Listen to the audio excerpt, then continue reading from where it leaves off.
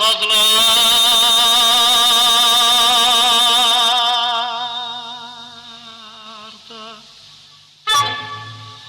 tel azattı. Çektiğim şekli verim yadigar. Baxanda görsünlər bir yanda bahar, bir yanda dağların zirvəsində qar, bir yanda dərədən qalxan duman, çən. Qoy hamı bilsin ki, Şuşalıyam mən. Tarda dilləndirim rastı, mahuru, zümzümə eləyim seygahı, şuru. Yada düşsün bülbül, Rəşid, xan həmən. Qoy hamı bilsin ki, Şuşalıyam mən. Səni hər görəndə tanımaq olur aşışam, bir də bir qərinə cavanlaşırsan.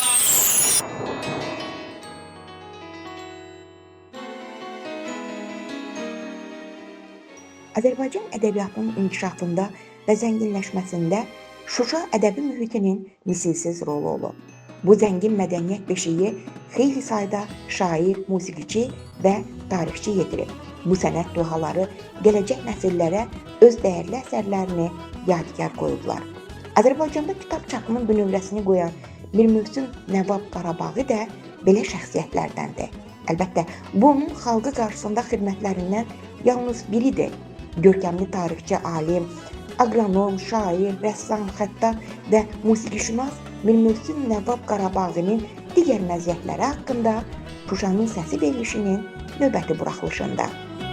Sözü siyasi elmlər doktoru, professor, Qarabağ İrsinin Araşdırılması Mərkəzinin rəhbəri Elçin Əhmədova verirəm.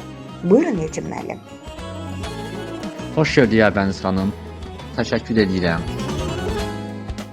Keçən dəfə biz verilişimizdə 19-cu əsrin ensiklopedist alimi Mir Mövsüm Nəvvab Qarabağ haqqında danışmışdıq və qeyd etmişdik ki, onun fəaliyyəti o qədər çox şaxəlidir ki, bir neçə verilişlə danışsaq da bitməz. O baxımdan bugün onun digər fəaliyyətləri haqqında dinləyicilərimizə çox maraqlı məlumatlar çatdırmaq istəyirik. O zamanki dövrdə Mir Mövsüm Nəvvabın təhsili haqqında danışdıq və o təhsilini bitirdikdən sonra Yuxarı Gövhərağa məscidinin nəzdindəki mədrəsədə müəllim kimi çalışmağa başlayır. Daha sonra isə bir sıra kitabları alır, oxuyur, maariflənir və onların üzünü köçürür. Eləcə də həmin dövrdə ictimaiyyətə çatdırır. Özünün çap maşını var idi onun. Həmin dövrdə çap maşını hər yerdə yox idi və Azərbaycanın Bakı və Şuşadan başqa heç bir yerində mətbəə yox idi. Və o özünün çap maşınında bir çox Azərbaycan şairlərinin şeirlərini çap etdirib yayaraq insanları maarifləndirirdi. Eyni zamanda Nəvvabın Şuşa şəhərinin mədəni inkişafında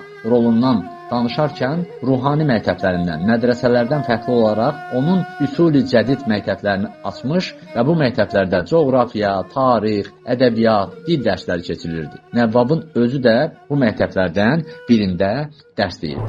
Etdim təbib eşqə, əyan sirr eşqimi, verdi cavab, sanma bu dərdin dəvası var. Eşq ateşinə yanma gilən, eyləsən həzər. Əzmi visal qılma ki, çox xətası var. Nəvvab, əgər təfav qılav Kəbə-i visal, Kuhi minay eşqinə can tək fədası var. В эфире «Голос Шуши». 85. Və məktəblərdə dinin göstərişinə görə şəkil çəkmək qadağan olduğundan təsəvvür edin ki, nə qədər maraqlı bir hadisə qeyd etmək istəyirəm. Novruz bayramına 3-4 gün qalmış şagirdlərə dırnaqarası, yəni kətələr deyilən şeirlə yazılmış və qıraqları şəkillərlə bəzədilmiş Nəvvabın əl çap mətbəəsində çap edilmiş vərəqlər paylanırdı. Uşaqlar həmin o dırnaqarası kətə paylanan günü çox həsrətlə gözləyirdilər. Bu da həmin dövrdə həm Novruz bayramına bir töhfə idi, elə uşaqları sevindirməklə yanaşı həm də maarifləndirmə xarakteri daşıyan bir addım idi. لا يزال صوت شوشة مستمرا. You are listening to Shusha's voice. Bu yer mənim ulu babam Mir Mövsüm Nəvvabın həyətidir. 30 il 4 aydan sonra İlk dəfə olaraq Şuşa şəhərində mən Mir Möhsün Nəvvabın həyətinə daxil oldum. Mir Möhsün Nəvvab bu evdə 1833-cü ildə doğulmuş, böyümüş, başa çatmış, burada yaşamışdı. 10 qardaş olmuşdular. Amma bunun özünün bir oğlu, 2 qızı var idi. Pərzaman xanım, oğlu Mirşağa, bir də o bir qızı Sümüzər xanım. Mən Pərzaman xanımın nəticəsiyəm.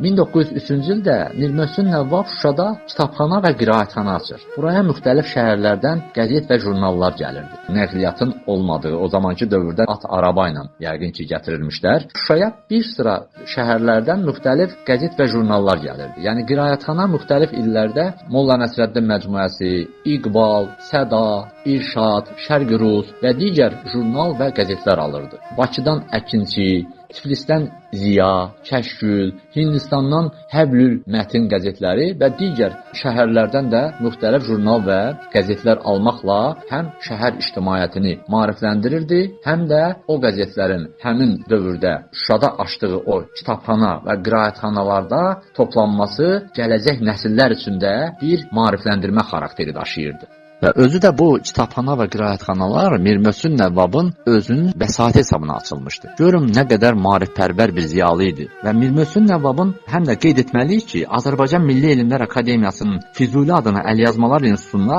30-a yaxın əsərinin 50-yə qədər əlyazması hal-hazırda mühafizə edilir. Əksəriyyəti avtoqraf nüsxələrdən ibarət olan bu kitabların içərisində eyni əsərin Mir Möhsün Nəvvabın öz əli ilə işlədiyi, tərtib etdiyi, üzünü köçürdüyü müxtəlif nüsxələrinə də rast gəlmək mümkündür. Bununla bərabər 20-yə yaxın əsəri elm və mədəniyyətin müxtəlif sahələrinə aid unikal kitablardır. Bu kişinin özünün şəxsi mətbəəsi olubdur. Bu demək olar Şuşa haqqında olan məlumatların çoxu Mir Möhsün Nəvvabın arxivində olub. Mənim böyük əmim də bir böyük nəvə kimi Mir Möhsün Nəvvabın yanında böyüyür. 7-8 yaşım olanda yazıcı Firidun Şinski çox vaxt Şuşaya gəlirdi, əmim də gəlir. Əmim həmişə mənə deyərdi ki, sən vaxt gələcək böyüyəsən. Bu bizim aramızda olan bu söhbətlər ki, hansı ki mən bu gün eləyirəm, sabah sən də öz nəvənə, nəticənə bu söhbətləri eləyəsən. Və həmən bu söhbətlərdə mən də iştirak edirdim. Əmim çox vaxt Şuşa haqqında olan söhbətləri, məlumatları Firidun Şinskiyə çatdırırdı. İlk dəfə olaraq Şuşa kitabını Firidun Şinski buraxıbdı. Bu məlumatların çoxun Mir Möhsün Nəvvabın arxivindən əmim ona veribdi. Qərq-i dəryayı qəm oldum ey Xudaya, dadə et. Qüssədən gül tək saraldım ey Xuda, fəryadə et. Qönçə tək qan oldu bağrım gülüstani dəhridə. Gül kimi pəjmurda oldum ey Xudaya, fəryadə et.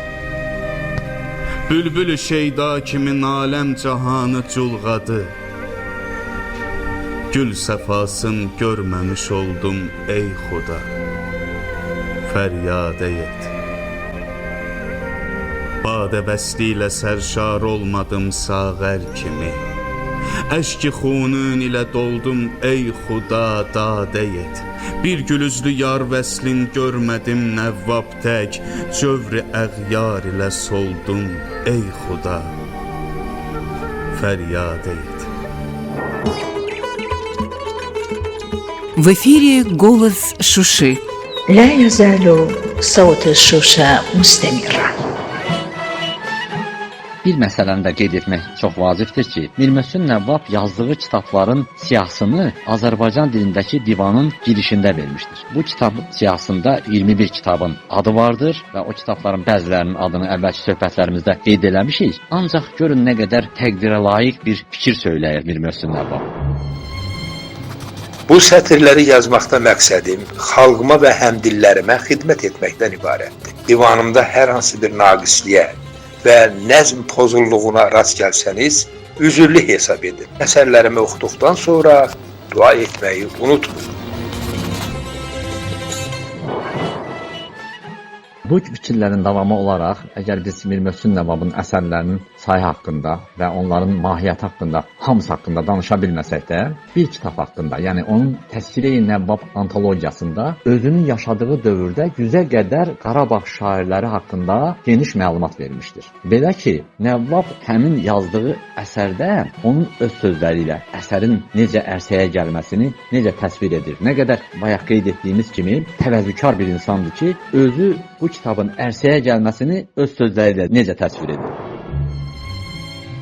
Aciz bəndə Mir Möhsün Nəvvab, İbn Hacı Ağa, Mirəhmət Ağa, Mirzadə Qarabağlıya söylür ki, bu gözəl dövranda mübarək 1309-cu ildə görkəmli din qardaşlarımla və səmimi ruhanilərlə bəziləri belə ərz etdilər ki, tarixin səhifələrində bir yadigar qalması üçün Qarabağ şairlərinin əziz adları, onların keçdiyi həyat yolu toplanıb bir təzkirə tərtib edilsin və mən onların gözəl adlarını zəmanə aqilləri və dövran arifləri üçün yadigar qoyum.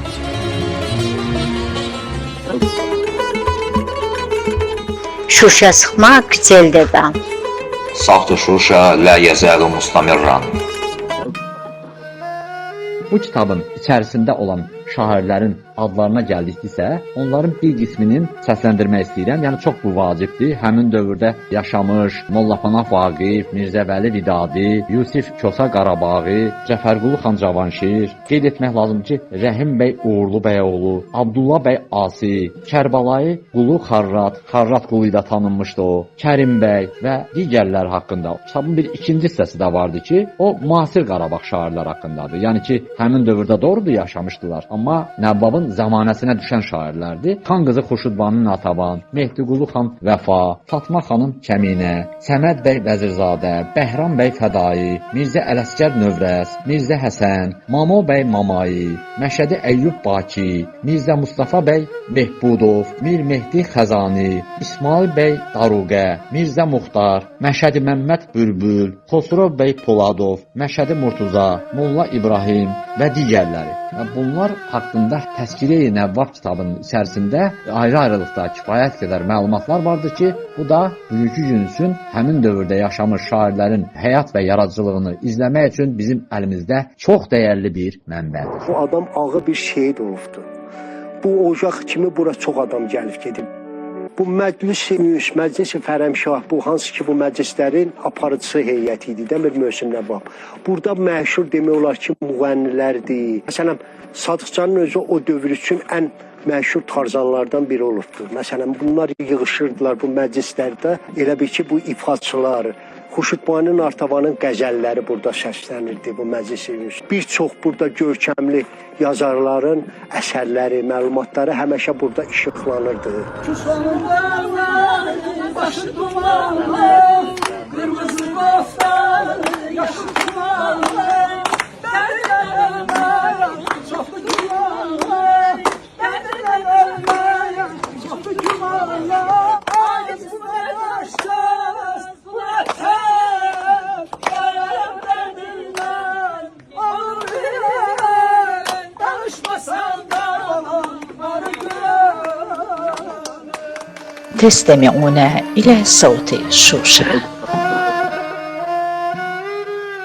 Nəvvabın adı çəkilən bu Təzkirə-i Nəvvab əsərində təkcə şair və ədiblərlə müəllif kifayətlənməmiş. Həmin dövrün ustad xəttatları, nəqqaşları, müğənni və musiqiçiləri haqqında da maraqlı məlumatlar vermişdir. Nəvvabın gözəl müşahidə qabiliyyəti, təhlil bacarığı imkan vermişdi ki, o öz təzkirəsində hər bir şəxsin qısa, lakanik, ədəbi portretini, görüş və maraq dairəsini çox məharətlə təsvir etmiş, əsərində qiymət verə bilmişdir. Və sonrakı vaxtlarda isə Təzkirə-i Nəvvab yazıldığı dövrdən daim oxucu və tədqiqatçıların diqqət mərkəzində olmuşdur. 19-cu əsr ədəbiyyat haqqında hər hansı bir söz demək istəyən, araşdırma aparan alim bu təzkirəsiz keçirməmiş, ona mötəbər bir mənbə kimi istinad etmişdir. Biz Nəvvab haqqında söhbətlərimizi növbəti verilişlərimizdə davam elətdirəcəyik. Verilişin müəllifi Professor Elçin Əhmədov, rejissoru Ülviyə Zamanlı, redaktor Aybəniz Məmmədəliyevadır.